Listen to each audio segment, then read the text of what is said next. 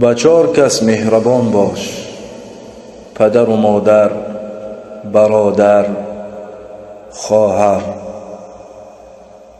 از 4 چیز از خدا پناه ببر: اندوهگین شدن، قرضدار شدن، بخیلی، ناتوانی.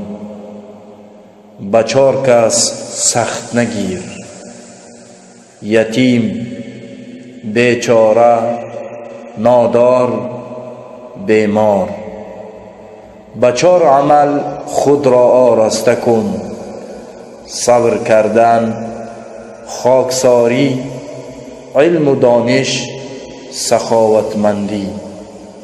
با 4 کس نزدیک شو: مخلص، با وفا، سخاوتمند، راستگو. با 4 کس دوستی مکن: دروغگو، دوست، حسدخور، فریبکار. 4 کس را زیارت کن: مادر و پدر، خویشان، دوستان، مریضان.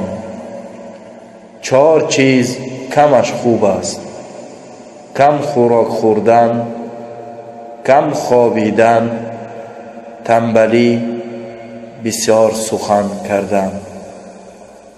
از 4 چیز بے پروا مباش: نماز، قرآن خواندن، ذکر، صله رحم.